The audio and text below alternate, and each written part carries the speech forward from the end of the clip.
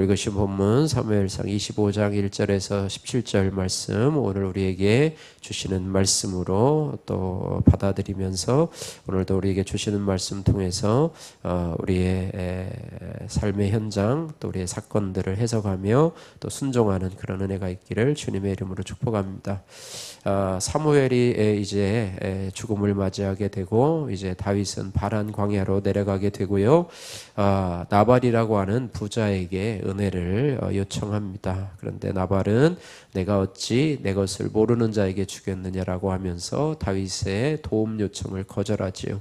다윗은 자기 사람들을 무장하게 하고요. 나발의 하인은 이 사실을 이 나발의 부인 아비가일에게 알리는 그런 내용이 오늘 본문의 내용입니다. 먼저 1절에서 8절 말씀에 보면은 선지자이자 제사장이었고 또 마지막 사사인 사무엘의 죽음이 나오게 됩니다. 1절 말씀 같이 한번 읽겠습니다. 사무엘이 죽음에 온 이스라엘 무리가 모여 그를 두고 슬피 울며 라마 그의 집에서 그를 장사한지라 다윗이 일어나 바란 광야로 내려가니라. 참 큰 스승이죠. 사울이 이스라엘의 초대 왕으로 될 때까지 이스라엘의 선지자로 제사장으로 또 마지막 사사로 큰 역사를 감당하다가 이제는 죽게 됩니다.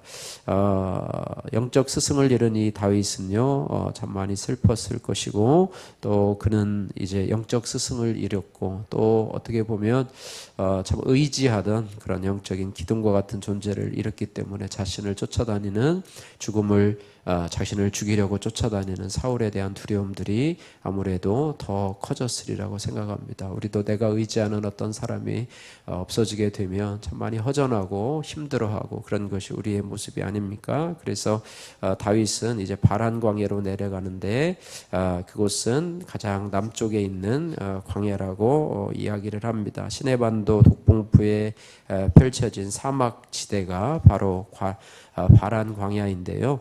이때 다윗은 주님께 묻지 않고 내려갑니다. 우리가 그동안 큐티하면서 살펴본 것처럼 다윗은 어떤 일을 할 때마다 주님 내가 올라가야 됩니까? 말아야 됩니까? 브레스 사람들이 쳐들어오는데 내가 가서 싸워야 됩니까? 말아야 됩니까? 라고 하면서 계속 물었는데 이번에는 묻지 않고 하게 됩니다. 우리도 하나님 앞에 물으면서 기도하다가 어떤 때는 그냥 내 판단으로 그냥 할 때가 많이 있지 않습니까? 그런 것이 참 오늘 이 다윗의 모습이라고 볼 수 있는데요. 참 어떻게 보면 영적인 스승을 잃어버리고 두려움에 사로잡혀서 아마 자기 나름대로의 판단으로 결정했으리라고 생각이 되지요. 그래서 우리 신앙은 오르막길이 있고 또 내리막길이 있고 성령 충만할 때가 있고 또 마음이 또 강팍할 때가 있고 뭐 그렇습니다. 그런 가운데 이 다윗이 지금 어떻게 보면 신앙의 내리막길을 가고 있다고 생각이 되는데요.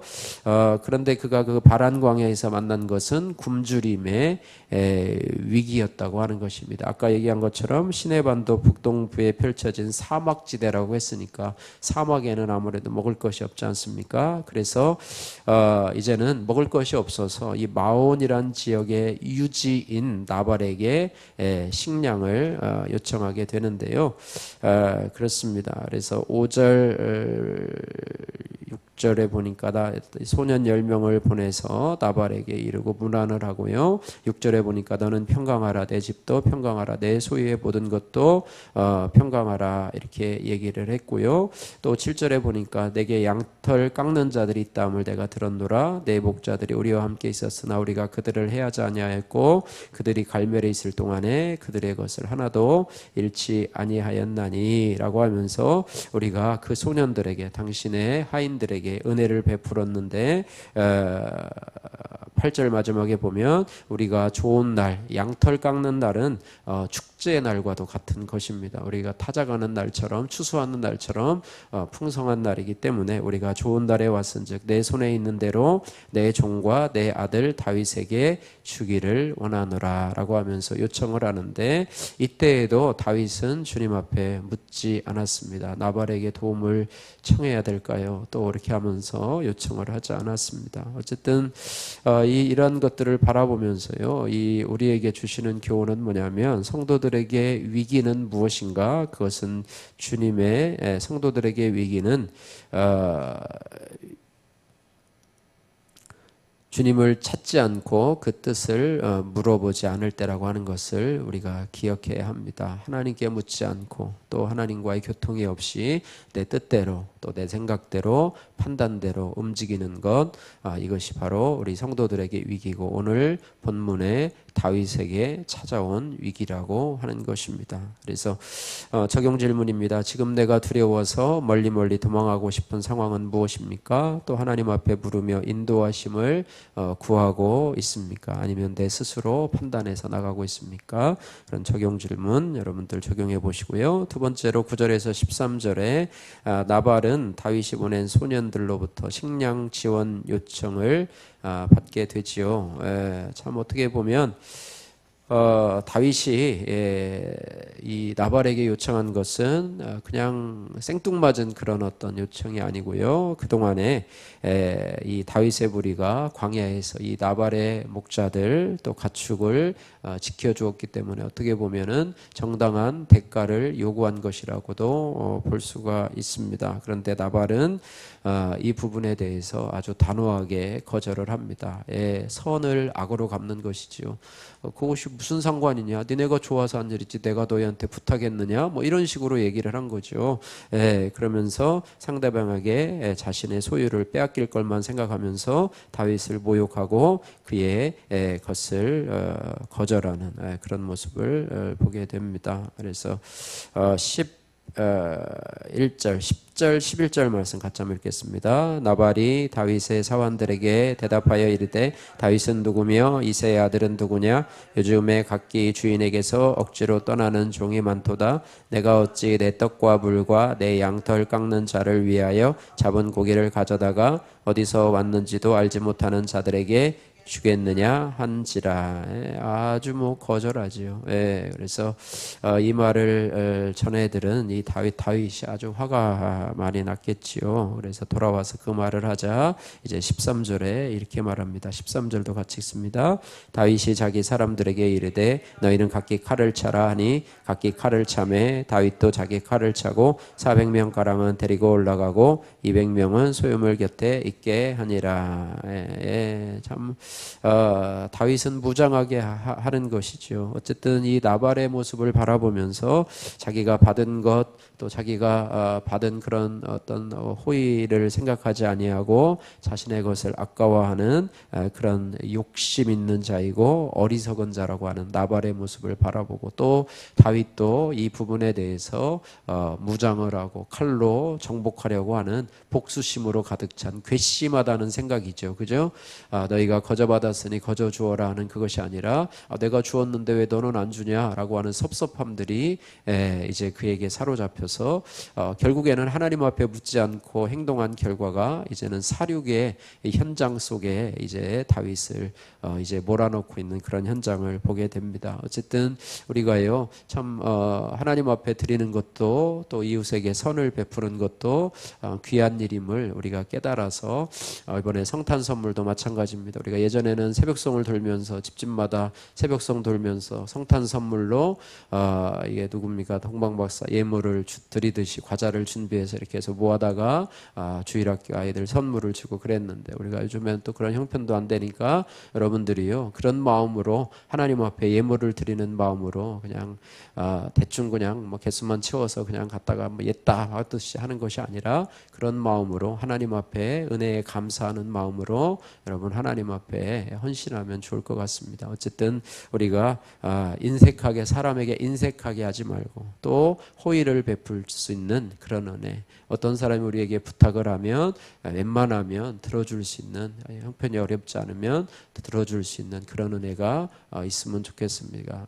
저희도 어저께 이제 우리 큐티 세미나를 하면서 하나님께서 자꾸 감동을 주시는 거예요. 우리 교회 또 후원 물품도 있고 또 우리 또 권사님 또 부탁을 하면 또 들어줄 것 같기도 하고 그래서 그분들에게 좀 선물로 주셨습니다. 좀 어려운 교회 목사님들이세요, 다들. 그래서 이제 그런 마음을 주셔서 순종을 하자니 또 귀찮고 또 그래서 또 새벽기도 끝나고 한번 또 보자 그래가지고 급히 했는데 그분들이 너무 좋아하시면서 여태까지 수십 년을 이런 걸 했는데 이런 선물 받아보기는 처음이라고 그러시면서 제가 몇 번을 인사를 받는지 몰라요. 그래서 제가 하나님이 하신 거죠. 하나님이 하셨고 또 성도들의 섬김으로 있는 건 나눠준 건데 대단한 거냐라고 라고 생각하면서 했는데요. 어쨌든 선의를 베푸는, 그러니까 나발과 같은 그런 모습으로 살면 하나님 앞에 복을 받지 못한다고 하는 생각을 가지면서 우리가 넉넉한 마음, 여유 있는 마음, 여러분에게 있다면 나눠줄 수 있는 마음, 또 하나님 앞에 또 감사함으로 또 넉넉함으로 드릴 수 있는 마음들도 축복받은 마음이라고 생각이 됩니다. 14절에서 17절 말씀에 보시면 나발의 하인 중 하나가 아비가일에게 이 상황을 전하게 됩니다. 그래서 14절 말씀 같이 한번 읽겠습니다. 14절 하인들 가운데 하나가 나발의 아내 아비가일에게 말하여 이르되 다윗이 우리 주인에게 문하라로 광야에서 전령들을 보냈거늘 주인이 그들을 모욕하였나이다. 그리고 그 상황을 말하죠. 우리가 들에 있어서 그들과 상종할 동안에 그 사람들 우리를 매우 선대하였으므로 우리가 다치거나 잃은 것이 없었고, 또 16절에 우리가 양을 지키는 동안에 그들이 우리와 함께 있어 밤낮 우리에게 담이 되었습니다. 그런즉 17절에 그런즉 이제 당신은 어떻게 할지를 알아 생각할지니 이는 다윗이 우리 주인과 주인의 온 집을 해하기로 결정하였습니다. 주인은 불량한 사람이라 더불어 말할 수 없다 하는지라. 참 이런 하인 두면 참 좋겠죠, 그죠?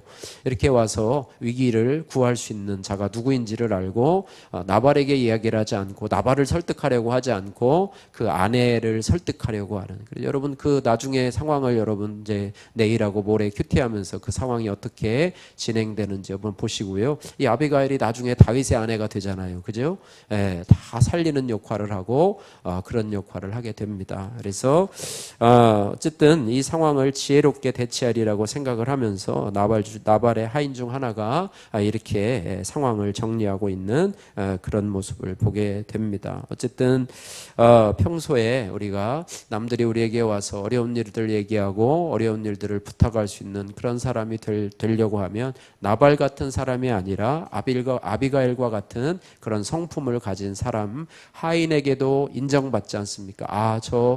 우리 주인의 아내에게 가면 이 상황을 지혜롭게 해결할 것이다라고 하는 믿음이 있어서 그를 찾아가지, 나발을 가서 아마 찾아가서 그 말을 했다면 아마 당장 칼로 쳐서 죽임을 당했을 것이라고 생각이 됩니다. 그래서 우리가 날마다 그런 사람이 하루아침에 될 수는 없지만 날마다 큐티하면서 말씀으로 묵상하면서 이렇게 가다 보면 우리도 그런 모습으로 변화되지 않을까. 지혜롭고 또 슬기롭고 어떤 일을 급하게 처리하지 않고 자신의 욕심대로 행하는 것이 아니라 하나님의 뜻대로 행하는 그런 모습이 되리라고 생각이 됩니다. 아빠가 미안해 라고 하는 하성철님의 큐티인 묵상 간증입니다. 불신 결혼을 한 저는 5년 만에 이혼을 했습니다. 이후 홀로 어린 딸을 키우다가 저처럼 혼자 어린 아들을 키우는 여자를 만났습니다. 서로 같은 처지라 동병상련을 느끼며 저는 그녀와 재혼하기로 결심을 했습니다. 그러던 어느 날 저에게 모든 것이 무너지는 사건이 찾아왔습니다. 컨디션이 좋지 않아 병원에 갔다가 파킨슨 병 진단을 받은 것이지요. 하지만 저희는 관리만 잘하면 괜찮다는 의사의 말에 힘을 얻어 이 사실을 양가에 숨긴 채 재혼을 강행했습니다. 저는 오늘 본문에 나오는 나발처럼 부자가 아니라 병든 환자입니다. 그럼에도 저와 결혼해준 아빌가일 같은 아내가 너무 고마웠습니다. 하지만 아내에게 대한 감사와 사랑의 마음은 그리 오래가지 않았습니다. 시간이 갈수록 저희 병세가 나빠지고 약 부작용도 심해지니 아내와의 싸움이 잦아졌습니다. 그러면서도 저는 마치 제가 자란 양 가축을 일삼았습니다. 어느 주일에는 예배를 마치고 식사하던 중에 아들이 누나가 맛있는 고기를 다 먹는다고 투정을 부렸습니다. 저는 그런 아들을 달래기는커녕 발로 걷어찼습니다. 이후 아들에게 무릎을 꿇고 사과했지만 그때뿐이었습니다. 몇 년 후에는 아들이 딸과 심히 다투면서 심한 욕을 하는 일이 있었습니다. 그때 저는 아들을 훈계하다가 분을 참지 못해 주먹과 구두주걱으로 아들을 심하게 때려서 경찰에 출동하기도 했습니다. 그런데 오늘 다윗이 나발과 그 온 집을 해하기로 결정하고 나발의 하인이 주인은 불량한 사람이라 더불어 말할 수 없나이다라고 말씀을 합니다. 이 말씀을 묵상하며 내 자신이 얼마나 불량한 가장인지를 돌아보게 됩니다. 의붓 아버지의 한계에 갇혀서 아들을 미워하는 저의 불량함으로 온 가족이 해를 입어왔음을 고백합니다. 이제는 하나님 주신 아들을 차별 없이 사랑으로 양육하겠습니다. 또한 하나님이 세우신 가정의 질서를 존중하며 구원의 사명을 능히 감당하기를 소원합니다. 적용하기 대학생이 된 아들에게 한마디라도 먼저 건네고 따뜻하게 말하며 말을 잘 들어주겠습니다. 아직 교회에 나오지 않는 아들의 구원을 위해 매일 아침 애통한 마음으로 기도하겠습니다. 기도하겠습니다. 사랑의 하나님 아버지 감사합니다. 다윗의 그런 선한 요청을 받은 이 나발이 그의 요청을 거부하면서 하나님 오늘 본문 말씀을 묵상합니다. 하나님 아버지 또 하나님 다윗이 이제 영적인 스승 사무엘을 잃어버리고 두려움에 사로잡혀서 하나님 앞에 묻지 않고 여러 가지 일을 진행하는데 하나님 우리도 두려움에 사로잡힐 때마다 하나님 우리 스스로 결정하는 것이 아니라 주님 앞에 묻기를 결단하고 하나님 아버지 또 주님 앞에 물으며 우리의 걸음을 한 걸음 한 걸음 나갈 수 있도록 도와주시기를 소원합니다. 또 나발과 같이 받은 은혜를 아버지 무시하면서 요청들을 거부하는 자가 되는 것이 아니라 우리의 받은 은혜를 기억하며 하나님 아버지 그 은혜를 이웃에게 또 하나님 앞에 베푸는 하나님 앞에 드리는 그런 축복의 통로가 될 수 있도록 주여 도와주시고 우리의 고집대로 하지 아니하고 지체의 말에 귀를 잘 기울이는 이런 모습을 바라보면서 주의 말씀으로 하나님 우리 주위의 사람들의 말도 주의 음성으로 잘 귀 기울이며 우리 지혜로운 자가 될 수 있도록 또 여러 사람들이 우리를 바라보면서 하나님 상담하고 또 고민을 얘기할 수 있는 사람이 될 수 있도록 주여 은혜 베푸시고 영혼을 살리는 자로 이 땅을 살아갈 수 있도록 주여 축복하시고 은혜 베풀어 주옵소서. 예수님 걸어가신 이름으로 기도드립니다. 아멘.